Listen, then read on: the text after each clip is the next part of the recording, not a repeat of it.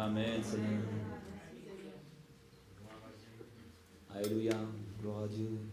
Gloire à Dieu, alléluia. Amen. C'est bon de pouvoir célébrer la Pâque aujourd'hui. Donc, comme c'est la fête et la célébration de la Pâque, je n'ai pas prévu de prêcher sur la Pâque. Je n'avais pas ça à cœur. Mais ça ne nous empêche pas de réaliser l'œuvre parfaite de Jésus-Christ dans nos vies. On a chanté ces cantiques. Jésus est mort, il est ressuscité et le Seigneur est vivant. Alléluia. Aujourd'hui, le Seigneur est vivant et toi, qu'est-ce que tu vas faire de cette victoire à la croix?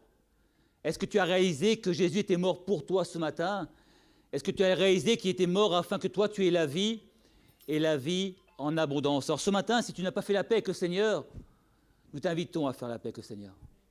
C'est quelque chose de merveilleux, de glorieux et de parfait. Il est là pour sauver nos cœurs, sauver nos âmes. Il a tout accompli à la croix et ce matin, j'aimerais qu'on puisse parler de l'œuvre. Sommes-nous des hommes et des femmes, des chrétiens qui œuvront pour l'œuvre du Seigneur? Pourquoi l'œuvre? Parce que c'est important, on ne peut pas rester simplement à croire au Seigneur, mais c'est une première étape, mais il faut aller plus loin. Le Seigneur nous appelle à servir comme lui a servi et qu'il s'est donné lui-même pour nous.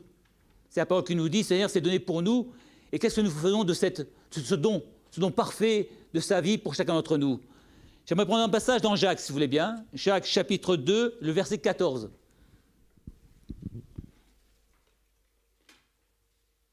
Jacques, chapitre 2, verset 14.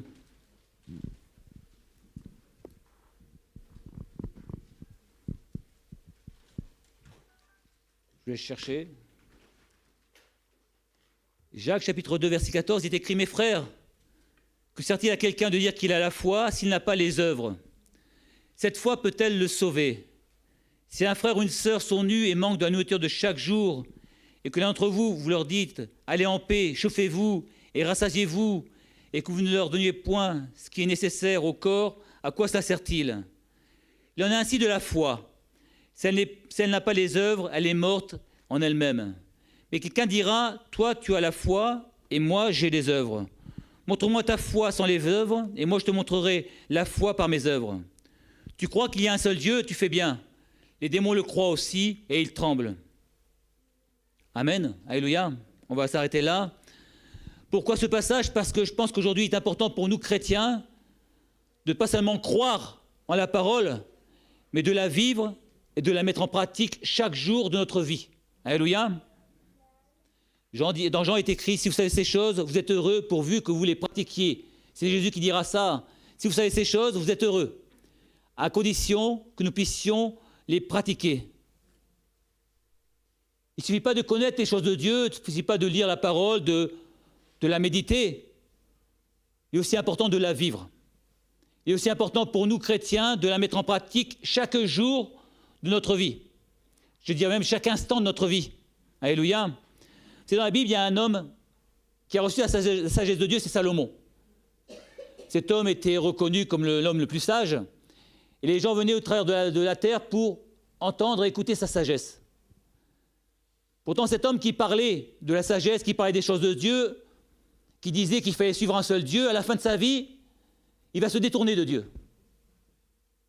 Il va se détourner pour suivre d'autres dieux parce qu'il a été entraîné dans cela par des femmes qui l'ont amené à adorer d'autres dieux. Pourquoi parler de Salomon? Parce qu'on peut avoir la sagesse, recevoir la sagesse, mais que fait-on de ce qu'on a reçu de Dieu? Est-ce que ce que j'ai reçu de Dieu, je le mets en pratique? Ou est-ce que simplement je parle des choses de Dieu, mais je ne les vis pas? La parole nous rappelle que Dieu connaît notre cœur. La parole nous rappelle que Dieu sait ce qu'il y a au fond de mon cœur, et ce n'est pas l'extérieur qui importe pour le Seigneur, mais c'est mon cœur. Est-ce que mon cœur ce matin est totalement et pleinement pour Dieu? Et est-ce que mon cœur est au service de Dieu? Je pense que pour nous, il est important de ne pas être que des théoriciens de la parole. C'est des gens qui connaissent la parole et qui peuvent vous la réciter dans tous les sens. Mais est-ce qu'on la vit, la parole de Dieu? Est-ce qu'on la vit chaque jour? Est-ce que chaque jour dans ma vie, c'est ma nourriture? C'est ce qui m'aide à avancer, c'est mon carburant. C'est ce qui m'aide à vouloir aller de l'avant et à vouloir plaire au Seigneur. La parole est importante. Soyons clairs, la parole est importante et il nous faut la connaître. Il nous faut la méditer et il nous faut la vivre. C'est la première étape. Mais un chrétien ne peut pas s'arrêter là. Un chrétien ne peut pas dire « je connais la parole ». Un chrétien doit agir en fonction de la parole. Pourquoi ? Parce que le Seigneur, lui, a agi. Et quand on regarde les évangiles, la parole de Dieu, nombre de fois où le Seigneur a délivré, nombre de fois où le Seigneur a guéri, a restauré, le Seigneur a agi. Et si nous sommes des chrétiens, c'est-à-dire des hommes et des femmes à l'image de Jésus-Christ, nous aussi, on doit agir. Nous aussi, on doit se mettre debout pour servir le Seigneur. Alors, je ne savais pas quel passage prendre, et ce matin, je suis tombé sur ce passage. Que sert-il de dire qu'on a la foi si on n'a pas les œuvres ? Et je dis, mais Seigneur, c'est vrai que je peux confesser ma foi. Je peux être là ce matin sur l'estrade, confessant le Seigneur Jésus, parlant de la foi.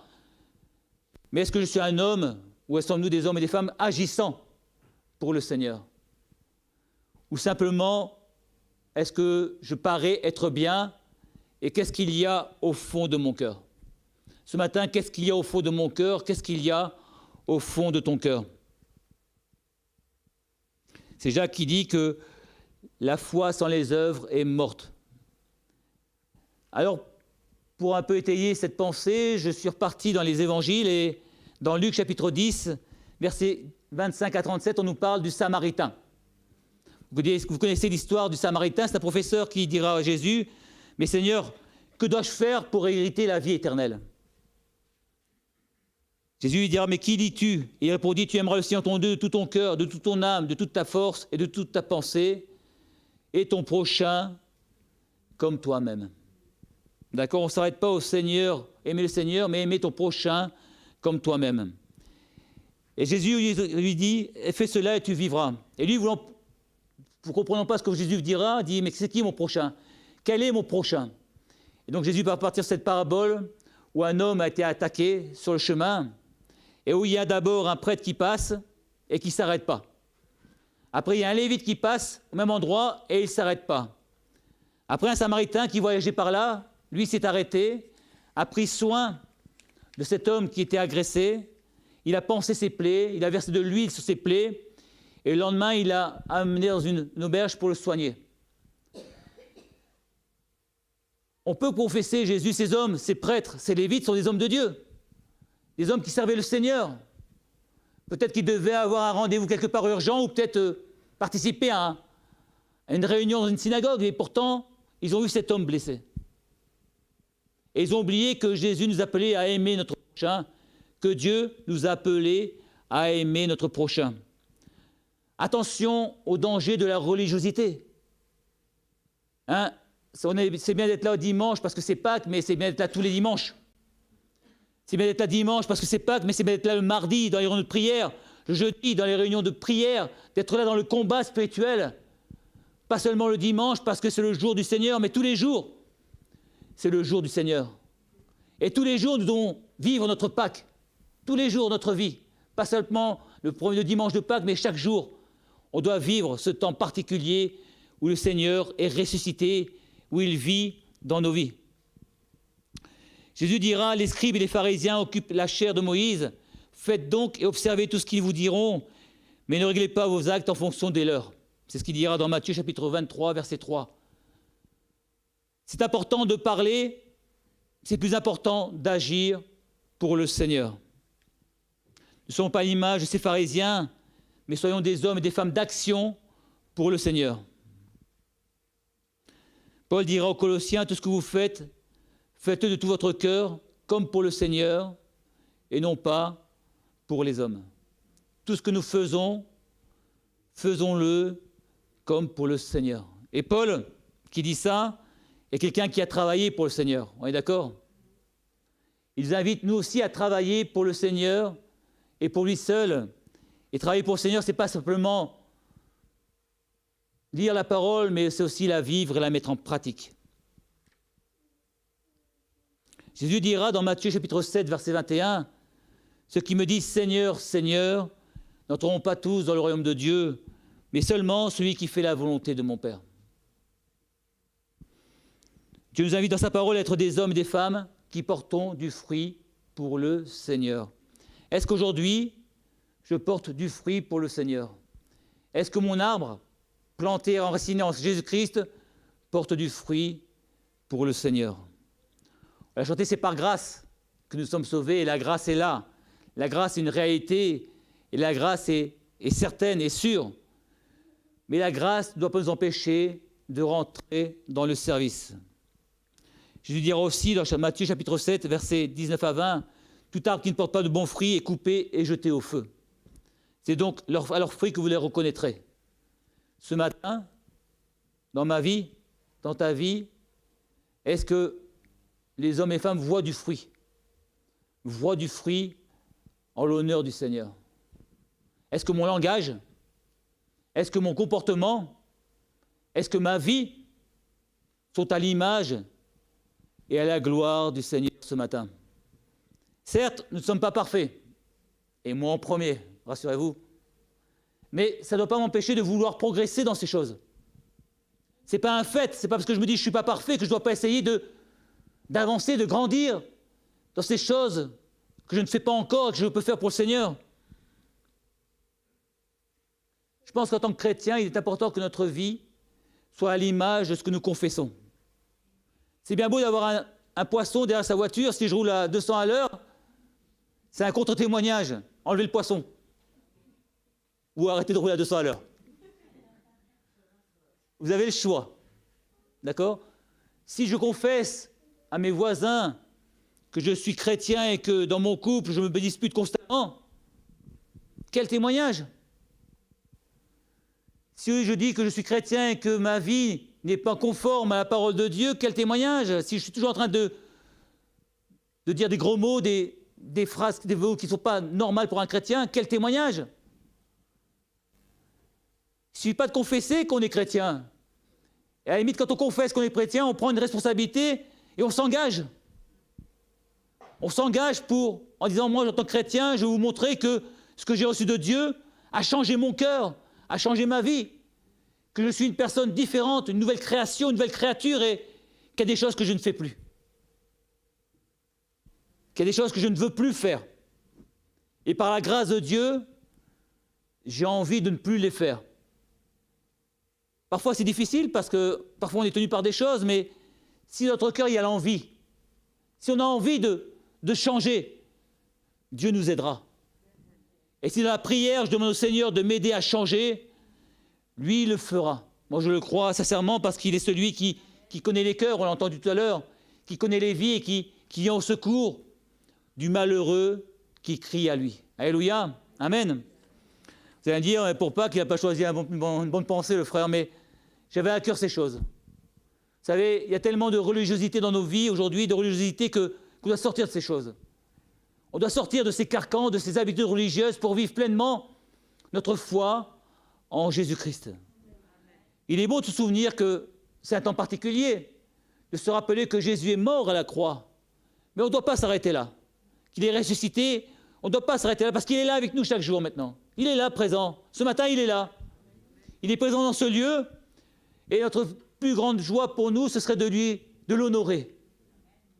Que nos vies puissent l'honorer, que nos actes puissent honorer le Seigneur. Jean dira, l'épître de Jean, chapitre 4, verset 9, l'amour de Dieu a été manifesté envers nous lorsque Dieu a envoyé son Fils unique dans le monde, afin que nous vivions par lui. Dieu ne s'est pas contenté de dire aux hommes qu'il les aimait. Dieu a envoyé son Fils pour prouver son amour qu'il avait pour les hommes. Paul dira aux Éphésiens, car nous sommes son ouvrage. Ils ont été créés en Christ pour de bonnes œuvres, que Dieu a préparées d'avance afin que nous les pratiquions. En tant que chrétien, aujourd'hui, est-ce que je pratique les bonnes œuvres du Seigneur? Posons-nous la question, un grand point d'interrogation pour ma vie, pour la nôtre chacun. En tant que chrétien, aujourd'hui, est-ce que tu pratiques les bonnes œuvres du Seigneur? Jacques dira au chapitre 1er, verset 22, « Mettez en pratique la parole. Ne vous vendez pas à l'écouter en vous trompant vous-même par de faux raisonnements. » Une invitation pour toi et pour moi ce matin de mettre en pratique la parole de Dieu. Et il dira après au chapitre 1er, verset 27, « La religion pure et sans tache devant Dieu consiste à visiter les orphelins et les veuves dans leur affliction et à se préserver des souillures du monde. » La religion pure et sans tache devant Dieu notre Père consiste à visiter les orphelins, les veuves dans leur affliction et à se préserver des souillures du monde. Où en suis-je dans ma vie aujourd'hui? Où en suis-je en tant que chrétien aujourd'hui? Est-ce que ces paroles touchent mon cœur? Est-ce que ce que le Seigneur nous demande touche mon cœur aujourd'hui? Est-ce que j'ai envie de les vivre pleinement aujourd'hui?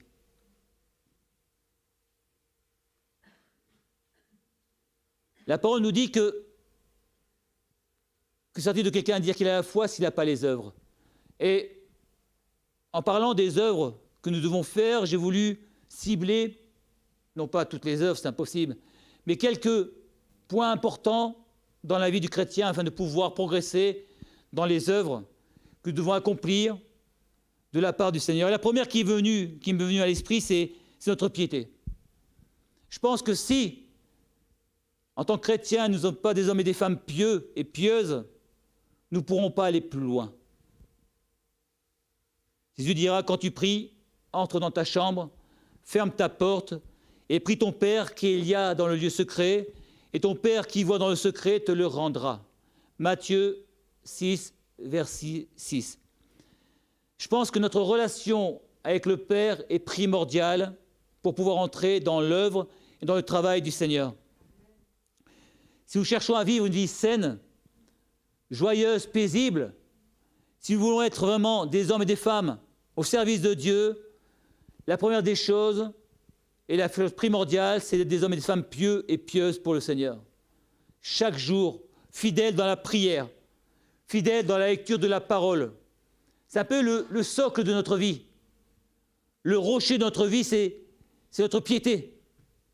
Si je suis un homme et une femme pieuse et pieux, ce que je pourrais faire sera basé sur du solide, sur du concret. Et quoi qu'il arrivera, je pourrai toujours m'appuyer parce que les fondations sont solides. Si tu veux avancer dans l'œuvre du Seigneur et travailler davantage pour le Seigneur, la première question que tu dois te poser, c'est: suis-je un homme et une femme de piété? Suis-je un lecteur régulier de la parole de Dieu? Suis-je un homme et une femme qui prie le Seigneur, qui cherche la face du Seigneur chaque jour de ma vie? Non pas seulement de temps en temps quand j'ai le temps, mais chaque jour de ma vie. Est-ce que vraiment le Seigneur a, avant toute chose, la première place? Pierre dira, comme sa divine puissance nous a tout donné, ce qui contribue à la vie et à la piété, au moyen de la connaissance de celui qui nous a appelés à sa propre gloire et par sa vertu. 2 Pierre, chapitre 1er, verset 3. Plus nous aurons une vie pieuse, plus nous pourrons nous rapprocher du Seigneur. Plus je pourrai me rapprocher du Seigneur, plus je pourrai connaître et sentir sa volonté, sa pensée pour ma vie. Savoir ce que le Seigneur veut pour moi. Vous savez, des gens qui sont zélés pour servir, mais ils servent n'importe comment. Parfois, ils sont là où Dieu ne les veut pas.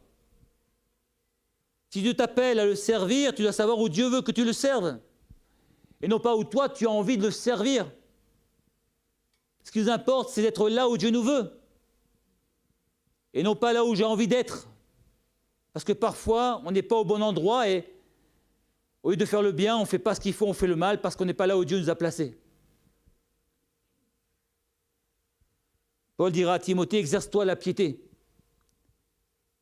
Car l'exercice corporel est utile à peu de choses, tandis que la piété est utile à tout. La piété est utile à tout. Première chose, donc, pour ne pas être trop long, notre piété. Suis-je un homme et une femme qui cherchent la face du Seigneur chaque jour de ma vie? Combien de temps je passe en présence du Seigneur chaque jour? Combien de temps je me consacre au Seigneur chaque jour de ma vie? 10 minutes, un quart d'heure, 1 heure. Allez, on prend 1 heure, un 24e sur une journée. Alors disons qu'on dort 8 heures pour les gens normaux, 12 heures pour ceux qui sont fatigués. Mais si je prends 8 heures, d'accord, il me reste encore 16 heures de vie, je dirais, active. Si je prends 1 heure sur 16, c'est pas grand-chose. Jésus dira, vous n'avez pu veiller 1 heure avec moi. Alors peut-être que vous ne pouvez pas veiller 1 heure ou prier 1 heure, mais l'important, c'est notre cœur. Est-ce que mon cœur est vraiment disposé à passer du temps devant le Seigneur? Vous savez, chaque jour, on aura des choses qui vont nous en empêcher. Hein, vous allez vouloir vous lever pour prier, et puis il y a le téléphone, peut-être les enfants ou les petits-enfants. Il y aura toujours quelque chose, ou des amis qui vont venir, ou qui nous empêchera et qui pourrait nous empêcher de prier le Seigneur ou de nous placer devant lui. À partir du moment où je décide, où dans mon cœur il est clair que je veux passer du temps avec le Seigneur, rien ne pourra nous en empêcher. Rien ne pourra nous empêcher. Mais si dans mon cœur il y a le doute, alors j'ai pas envie aujourd'hui, forcément, croyez-moi, il y aura des circonstances qui vont venir vous empêcher de passer du temps avec le Seigneur. Honnêtement, on n'a pas tous les jours envie de passer du temps dans la prière. Enfin, je ne sais pas vous, mais moi. On n'a pas toujours envie de se dire, Seigneur, aujourd'hui, j'ai passé du temps avec toi parce que le corps est là, la chair est là. La parole nous dit que les désirs de la chair sont contraires à ceux de l'esprit. Mais si j'ai envie de plaire au Seigneur, il me faut tenir ma chair en bride. Et tout ce qui n'est pas le produit d'une conviction, dit la parole, est péché. Si j'ai la conviction que dans ma vie, je dois passer du temps dans la prière, je vais la passer et je ferai tout pour passer du temps dans la prière. Première pensée, donc la piété. La deuxième, c'est notre comportement. Est-ce que, on parlait tout à l'heure, mon comportement est à l'image de ce que veut Jésus? Il y a ce qu'on voit, ce que je vais vous montrer, et ce qu'il y a à l'intérieur là. Qu'est-ce qu'il y a à l'intérieur de ton cœur? Qu'est-ce qu'il y a à l'intérieur de mon cœur? Est-ce que ma vie est à l'image de ce que veut le Seigneur? On peut avoir une belle cravate et rien derrière. On peut paraître beau au vu des hommes et pas grand-chose dans le cœur. Est-ce que ta vie, est-ce que ton comportement, est-ce que tu vis chaque jour plaît au Seigneur? Est-ce que dans ton cœur, tu as envie chaque jour de plaire davantage au Seigneur? Alors vous allez me dire, oui, bien sûr, évidemment. Ce serait idiot de dire l'inverse, mais on peut avoir envie. Mais est-ce que je mets en œuvre dans ma vie tout ce qu'il faut pour plaire au Seigneur? C'est autre chose, vous savez. Moi, j'ai envie de plein de choses, mais est-ce que je me donne la capacité de le faire? Est-ce que je me donne la capacité de changer des choses dans ma vie? Si je suis dépendant de quelque chose, est-ce que je suis prêt à laisser cette dépendance dans mon cœur, demander au Seigneur de m'aider? Ou est-ce que ces petites choses me plaisent bien? Est-ce que je me conforte dans cette situation qui n'est pas tout à fait à la gloire du Seigneur, mais que personne ne voit, si ce n'est le Seigneur? Notre comportement est important, et pour pouvoir progresser dans notre comportement, il nous faut préalablement être des hommes et des femmes de piété, inévitablement de piété.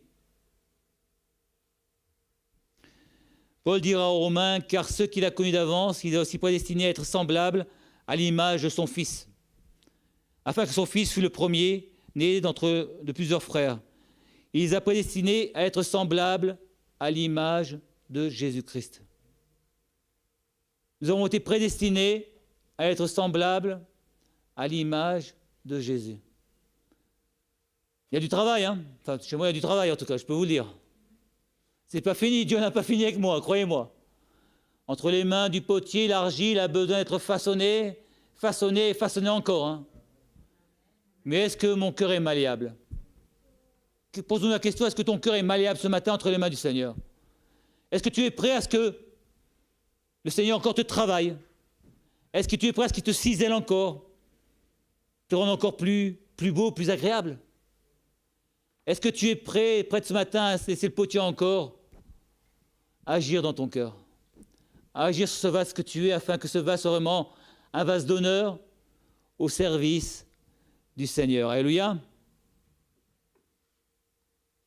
Jésus dira dans Matthieu, vous êtes le sel de la terre. Mais si le sel perd sa saveur, avec quoi la lui rendra-t-on? Est-ce que tu sais que tu es le sel de la terre? Vous savez, le sel, c'est important. Hein, ça donne du goût. Ça conserve aussi les aliments. Vous savez, en ce temps-là, le sel était quelque chose de très important et était primordial. Ce matin, est-ce que tu donnes du goût? Est-ce que tu donnes du goût aux autres afin qu'ils aient envie de venir au Seigneur? Ou est-ce que tu donnes du dégoût? Ce matin, sommes-nous ce sel de la terre? Sommes-nous cette lumière du monde? C'est dans Matthieu chapitre 5, verset 13. Est-ce que notre comportement est comme un phare dans la ville? Est-ce que notre manière de vivre est claire autour de nous? Est-ce que notre manière d'être est claire autour de nous? Vous savez, ces passages, on les connaît par cœur. Il n'y aurait rien de nouveau sous le soleil. On aurait pu dire Salomon. Mais il est bon de répéter les choses. Il est bon de revenir, je dirais, à la base même de notre foi. Dire, à l'origine même de notre foi, à la parole de Dieu, aux évangiles. Il est bon de revenir à ce que nous demande Jésus dans Matthieu, chapitre 5. Il est bon de nous souvenir qu'il nous faut aimer notre ennemi, qu'il nous faut aimer et pardonner totalement et pleinement. Il est bon de revenir à ces bases, je crois que c'est les bases les plus importantes, et parfois avec les années, avec le temps, on les oublie. On passe à autre chose, on a envie de vivre la dimension de l'esprit, la puissance de Dieu, ces choses d'en haut. Mais est-ce que nos bases sont toujours là? Est-ce que cette parole de Dieu, quand on la lit, quand on la médite, travaille encore notre cœur? Est-ce que lorsqu'on lit la parole, il y a quelque chose qui se passe dans notre vie, on dit Seigneur, mais c'est vrai que ça ne va pas encore. C'est vrai que ce n'est pas suffisant. C'est vrai qu'il y a encore plus à vivre avec toi. Et Jésus va te dire, mais est-ce que tu aimes ton prochain? Est-ce que tu vas visiter les malades? Est-ce que tu vas visiter ceux qui ont besoin d'être visités? Prends-tu soin de celles et ceux qui t'entourent? Et quand je prêche, croyez-moi, je me prêche en premier à moi. Il est important de revenir, je trouve, à cette base, à la base de la parole de Dieu, aux évangiles, pour nous rappeler ce que Jésus attend de l'homme et de la femme de Dieu.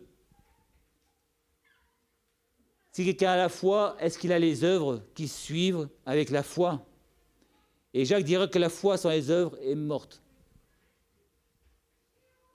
Premier point, notre piété, notre comportement, c'est-à-dire être ce que vraiment nous sommes à l'image de Jésus-Christ. Et troisième point que je voudrais voir avant d'arrêter, c'est nos actions. Est-ce que nous sommes des hommes et des femmes d'action pour le Seigneur?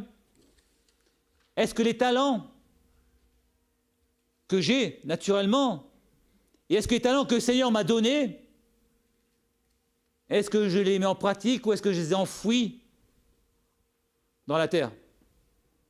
Non pas parce que je n'ai pas envie de servir le Seigneur, mais par crainte parfois. Parce que j'ai peur de mal faire. Alors à force d'avoir peur de mal faire, on ne fait plus rien.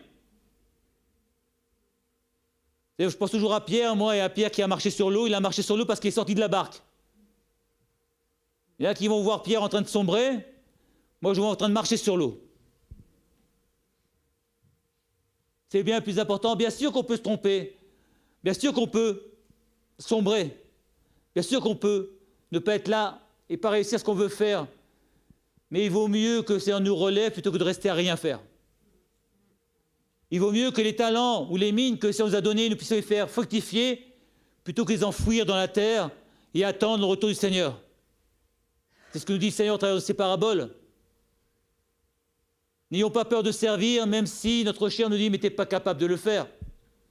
Mais tu n'y arriveras jamais. Il n'y a qu'en essayant qu'on pourrait savoir si on est capable de le faire. C'est-à-dire que si on ne fait rien, on ne risque rien, mais on ne vivra rien. Je ne sais pas si vous avez envie de rien vivre, mais moi j'ai envie de vivre des choses avec le Seigneur. Et pour cela, on doit prendre des risques. Vous savez, il y a des gens qui n'osent pas prier. « Ah Seigneur, mais si je prie, je vais bégayer. » Ben, c'est pas grave, bégaye. C'est pas important, ce qui importe, c'est le cœur. Il y a des gens qui n'osent pas louer le Seigneur parce que Certains louent différemment, plus fort, et eux ont peur. Prends ta place dans la louange. Prends ta place dans l'adoration. Ne laisse pas ta timidité, ta crainte t'empêcher de prendre ta place dans le service. Dieu cherche des hommes et des femmes qui se tiennent à la brèche, des hommes et des femmes qui sont prêts à le servir. Est-ce que ce matin, avec ce que tu as reçu du Seigneur, avec tes talents, j'aime bien ce mot talent parce que même si ça représente une monnaie, c'est un beau terme. Tu as des talents. Amen. Moi aussi, hein. Tu as des talents. Mais ces talents, est-ce que tu les mets au service du Seigneur ce matin? Est-ce que tu as bien mis tes talents au service du Seigneur pour les faire fructifier ou est-ce que tu les as enfouis dans la terre? Ce matin, tu les as enfouis dans la terre, tu peux encore les déterrer, il n'est pas trop tard. Hein? Tu prends une pelle, tu fais un trou, tu enlèves tes talents et tu les fais fructifier. Ce n'est pas fini avec le Seigneur. Je crois que si le Seigneur nous parle, c'est parce qu'il veut encore qu'on puisse changer et progresser. Ce matin, si tu as des talents, et quels que soient tes talents, mets-les au service du Seigneur. Voilà ce que je voulais apporter ce matin. Je vais arrêter parce que sinon je n'arrêterai pas. Que notre vie, que notre foi soit active pour le Seigneur. Que mes talents, je puisse les mettre au service du Seigneur. Que je puisse être un homme et une femme qui œuvront pour le Seigneur ce matin. Voilà ce que je voulais qu'on partage ce matin. Sommes-nous prêts à changer? Sommes-nous prêts à réformer nos voies? Sommes-nous prêts à nous remettre en cause afin d'aller de l'avant et de progresser pour le Seigneur? Que Dieu nous aide à prier, si vous voulez bien. C'est notre Dieu, nous sommes là ce matin devant toi et nous réalisons combien nous avons besoin de toi, Seigneur. Quelles que soient nos vies aujourd'hui, Seigneur, aide-nous à être vraiment des hommes et des femmes de foi qui œuvront pour ton œuvre, qui œuvront dans nos vies. Aide-nous, Seigneur, à être des hommes et des femmes qui reflétons ta gloire. Seigneur, des témoins de ta gloire, ce sel de la terre, cette lumière du monde. Seigneur, aide-nous à aller de l'avant, Seigneur. Nous ne voulons pas nous satisfaire de notre vie, mais nous voulons plus de toi. Ce matin, Seigneur, nous voulons plus de toi dans nos vies, plus de ta présence, plus de ton onction. Seigneur, aide-nous à grandir dans la piété, Seigneur. Aide-nous à grandir dans notre comportement afin qu'il soit à ta gloire. Seigneur, notre travail pour toi dans l'œuvre de Dieu, Seigneur, auprès de celles et ceux qui nous entourent, Seigneur. Nous voulons aller de l'avant avec toi, nous voulons progresser avec toi. Seigneur, aide-nous vraiment à changer, à progresser afin que ta gloire puisse se manifester dans le nom de Jésus. Amen.